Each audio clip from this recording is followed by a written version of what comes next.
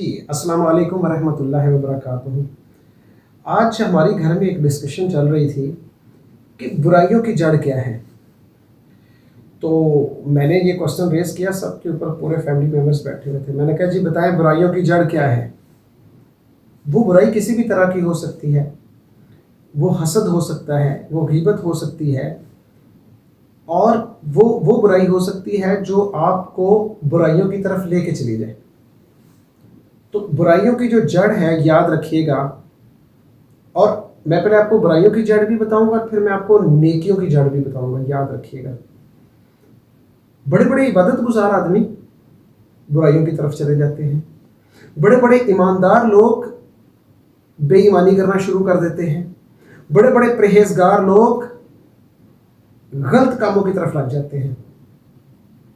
کیا کر کے؟ اکتا کر، تنگ آ کر۔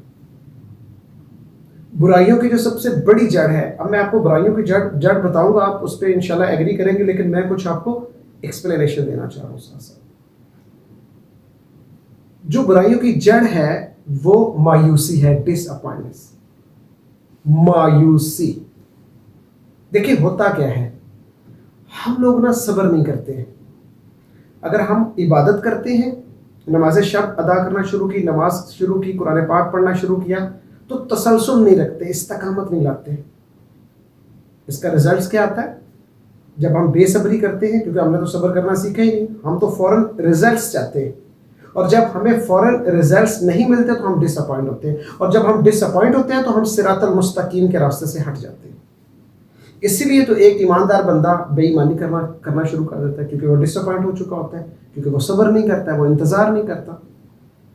اور دوستوں، اس سے پہلے ہم اس بات کو ڈسکس کر رہے تھے کہ برائیوں کی جڑ کیا ہے، تو میں نے آپ کو بتایا برائیوں کی جڑ جو ہے وہ مایوسی ہے، کیونکہ ہم جو بھی کام کرتے ہیں، نیکی کا کام کرتے ہیں، اس میں استقامت نہیں رکھتے، اس میں صبر نہیں کرتے، اور جب ہم اس پہ کیونکہ ہم رزلٹ چاہتے ہیں، فوراً سے رزلٹ مل جائے، جو کام بھی کرے اس کا فوراً سے رزلٹ حاصل ہو جائے۔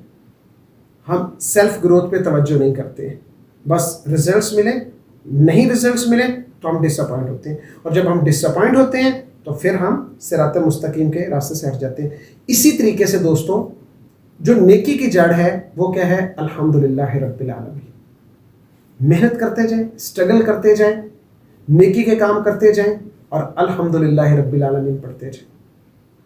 انشاءاللہ جب آپ الحمدللہ رب العالمین پڑھیں گے تو اللہ آپ کی نیکیوں میں اضافہ کر دے گا، آپ کے اندر ہمت دے گا، اور آپ مزید نیکیاں کر سکیں گے۔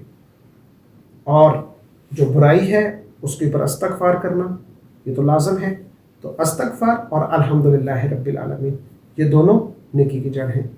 انشاءاللہ ملتے ہیں اگلے نئے لیکچر کے ساتھ۔ السلام علیکم۔